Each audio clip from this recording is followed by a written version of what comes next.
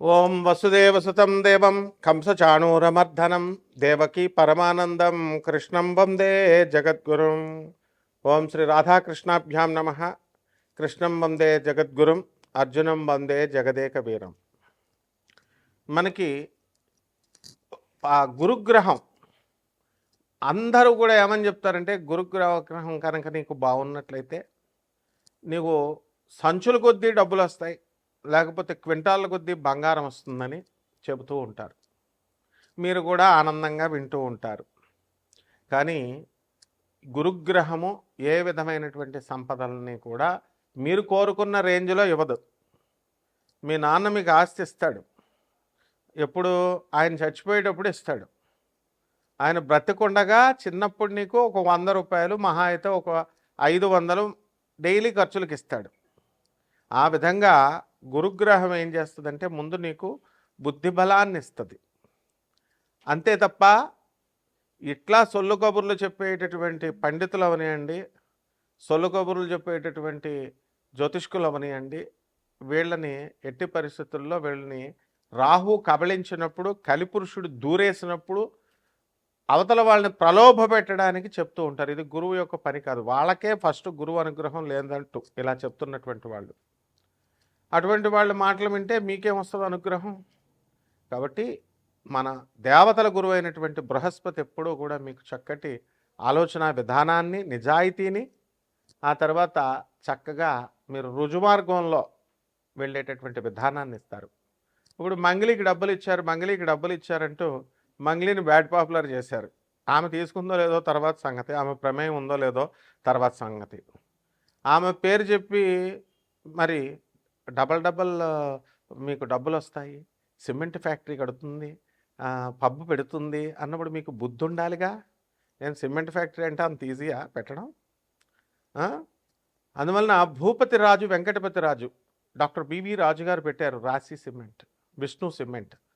విష్ణువర్ధన్ రాజు వాళ్ళ కొడుకు నడుపుతున్నాడు ఇప్పుడు భీమవరంలో.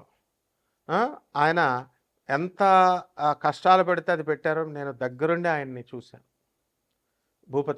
డాక్టర్ బివి రాజు కాలేజెస్కి మేము వెళ్తూ ఉంటాం. అలాగే మా తాతయ్య గారు డాక్టర్ ముల్లపూడి హరిశ్చంద్ర ప్రసాద్ గారు ఆంధ్ర షుగర్ ఫ్యాక్టరీ పెట్టడం ఎంత కష్టం? అంత ఈజీనా? లైసెన్సులు రావడానికి ఢిల్లీ నుంచి కళ్ళంట నీళ్లు పెట్టుకొని, అరే నా బామ్మర్ది బోళబులరామే మాట విన్నాను, నేను విని అనవసరంగా ఈ ఇండస్ట్రీ రూట్లోకి దిగానేమో, నా పొలాలు నేను చూసుకోక అని ఆయన ఎంత ఇదయ్యారో మాకు తెలుసు.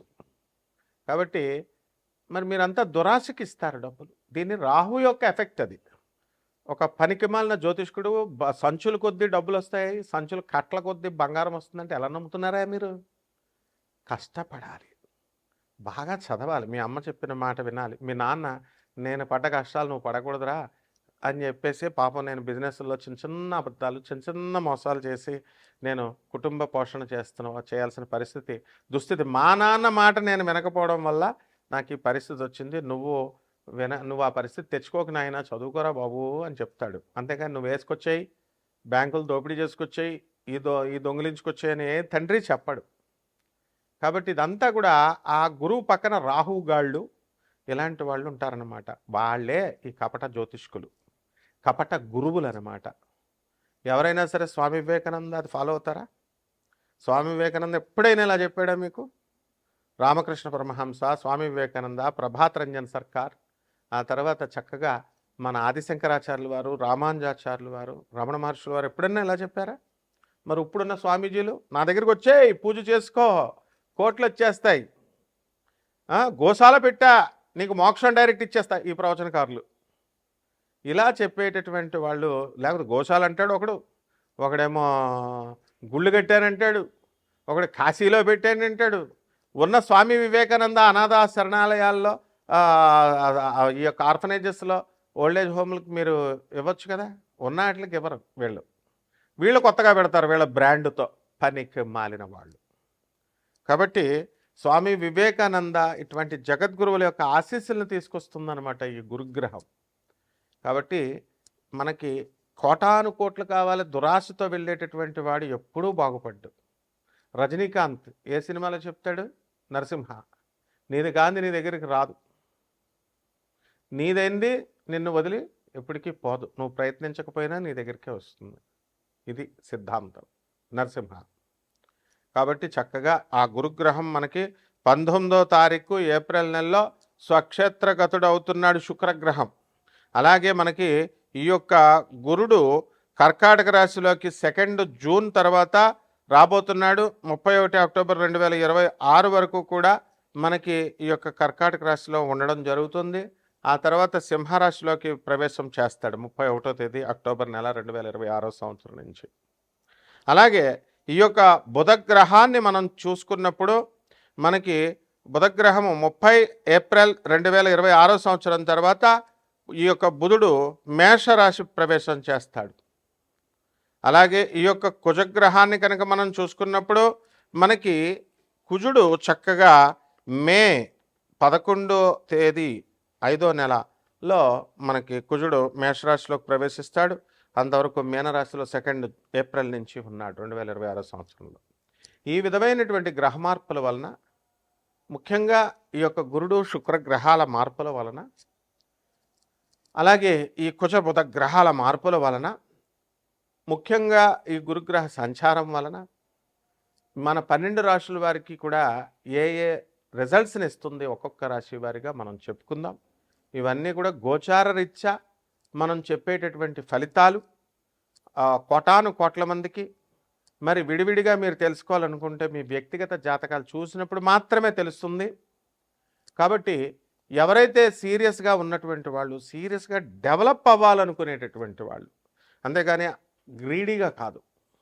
మంగ్లీ దగ్గరికి వెళ్ళి 5 లక్షలు వేసాం 10 లక్షలు అయిపోతాయి, 5 కోట్లు పెట్టాం, కోటి రూపాయలు పెట్టాం, తర్వాత బ్లేమ్ చేసుకుంటే ఒక్క రూపాయి కూడా రాదు వాళ్ళందరికీ కూడా. నేను చెప్తున్నాను, ఆ నవగ్రహాల సంచారం తెలిసిన వ్యక్తిగా.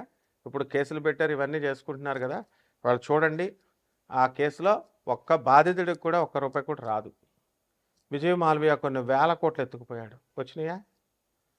సుబ్రహ్మరెడ్డి గారు వే ఆఫ్ జరిగింది, కొన్ని కోట్ల అప్పు అయిపోతే చక్కగా తీసి అవతల పడేశారు.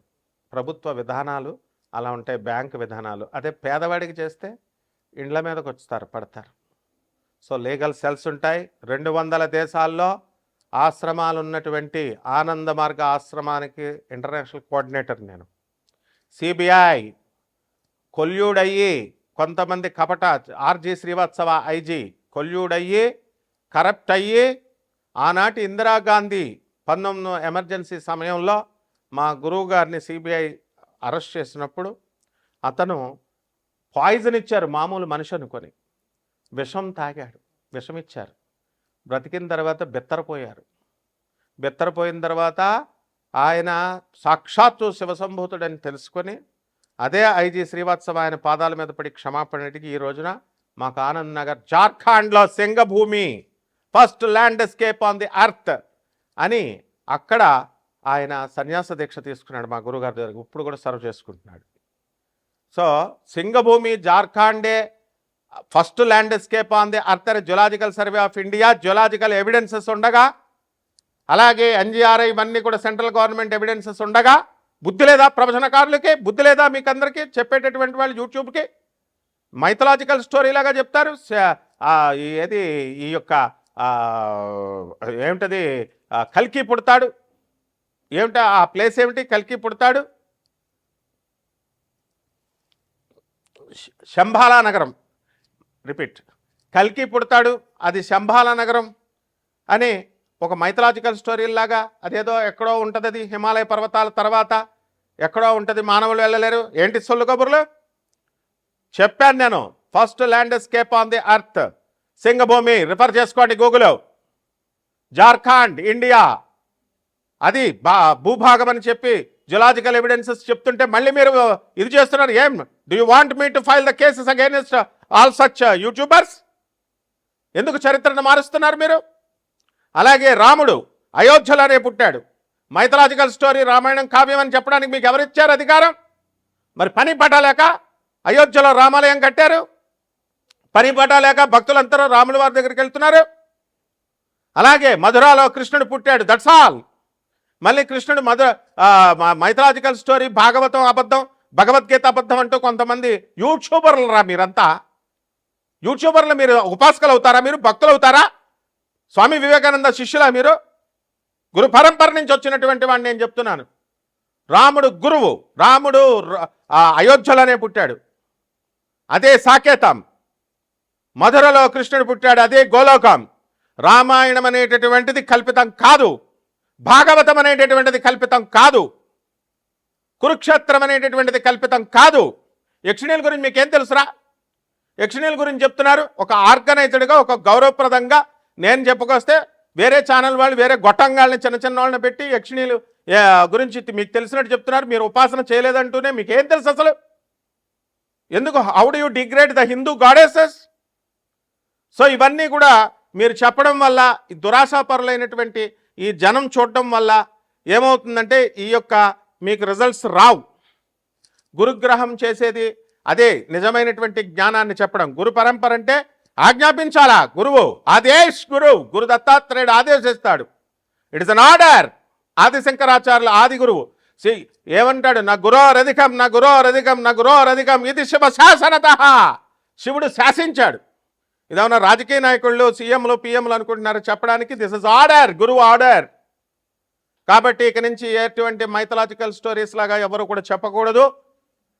అలా కనుక చెప్పినట్లయితే తప్పకుండా లీగల్ ప్రొసీడింగ్స్కి వెళ్తాం.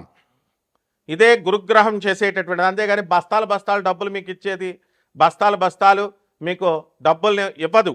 జ్ఞానాన్ని ఇస్తుంది, మంచి గురువుల్ని ఇస్తుంది, మంచి స్నేహితుల్ని ఇస్తుంది, నిజాయితీ పరులుగా ఉన్నటువంటి వాళ్ళని చేత మీకు కల్పించి యథార్థ భక్తిని, నిజభక్తిని మీకు కల్పిస్తుంది. ఇక 12 రాశుల వారికి ఒక్కొక్క రాశి వారిగా మీకు ఏమేం ఫలితాలు ఇస్తుందో ఈ వీడియోలో చూద్దాం. వృషభ రాశి. ఈ వృషభ రాశి వారికి అందరికీ కూడా స్వక్షేత్రగతుడైనటువంటి ఈ యొక్క శుక్రగ్రహ ప్రభావం వలన అనంతమైనటువంటి సంపద కష్టపడితే వస్తుంది, కష్టపడకుండా రాదు డబ్బులు. అందువలన వీరందరికీ కూడా వృషభ రాశి వారికి స్త్రీల వలన లాభాలు జరగడము, భార్య తరపు సంపద, భార్య తరపు బంధువులందరి నుంచి కూడా సహాయ సహకారాలు, సంపద రావడానికి అవకాశాలు ఉంటాయి. ఇక గురుగ్రహము మిథున రాశిలో ఉన్న కారణంగా వీళ్ళందరికీ కూడా చక్కటి ఆదాయము అనేటటువంటిది పెరగడం జరుగుతుంది. గతం కంటే కూడా వృషభ రాశి వారు ఆర్థికంగా పుంజుకుంటారు. అయితే అనేకమైనటువంటి సమస్యల్ని ఎదుర్కోవాల్సిన పరిస్థితి వీరికి వస్తుంది. అర్ధాష్టమంలో ఉన్నటువంటి కేతుగ్రహ ప్రభావం వలన వీళ్ళందరికీ కూడా మనశ్శాంతి లేకపోవడము అనేటటువంటిది ఉంటుంది. ఏ కారణంగా అయినా సరే వీళ్ళందరికీ కూడా మనశ్శాంతి లోపము అనేటటువంటిది జరగడానికి అవకాశాలు ఉన్నాయి. అదేవిధంగా ఈ యొక్క వృషభ రాశి వారికి మంచి మంచి ప్రెస్టీజియస్ ఇన్స్టిట్యూషన్స్లో విద్యార్థులకి సీట్లు రావడము, అలాగే నిరుద్యోగులకి మరి చక్కగా ప్రభుత్వ సంస్థల్లో అవనియండి, లేదా సాఫ్ట్వేర్ రంగాలలో అవనియండి, మీరు కోరుకున్న చోట్ల ఉద్యోగాలు రావడానికి అవకాశాలు ఉంటాయి. అలాగే ఇనుము వ్యాపారము, బట్టల వ్యాపారము, హోటల్ ఇండస్ట్రీ, ఆ తర్వాత ఈ యొక్క డ్రై ఫ్రూట్స్, స్పైసెస్, ఇలాంటి వ్యాపారాలన్నీ కూడా ముందంజలోకి వెళ్ళడానికి అవకాశాలు అధికంగా ఉన్నాయి. ఇక రైతుల పరిస్థితి మెరుగ్గా ఉంటుంది. ఈ కోల్డ్ స్టోరేజీ ఇవన్నీ కూడా నడుపుతున్నటువంటి వాళ్ళు కూడా చాలా లాభాలలోకి వెళతారు. ఈ యొక్క చేపల రొయ్యలు, ఆ తర్వాత చేపల రొయ్యల చెరువులు నడుపుతున్నటువంటి వాళ్ళు కూడా లాభాల్లోకి వెళ్తారు. పరిహారాల దగ్గరికి వచ్చేసరికి మనకి ఈ యొక్క గురుగ్రహముకి మనకి ఇంకా బలం చేసుకోవాల్సినటువంటి అవసరం ఉంది. కాబట్టి గురు చరిత్రని పారాయణ చేసుకోండి. మేడి చెట్టు చుట్టూ నీళ్ళు ప్రదక్షిణాలు చేసుకుంటూ, మేడి చెట్టుకు నీళ్లు పోసుకుంటూ చక్కగా ఈ విధంగా మీరు ముందుకు వెళ్ళండి. ఆ విధంగా మీకు బృహస్పతి యొక్క అనుగ్రహము సంపూర్ణంగా ఉంచి మీ యొక్క జాతకం మారుతుంది. శుభమస్తు.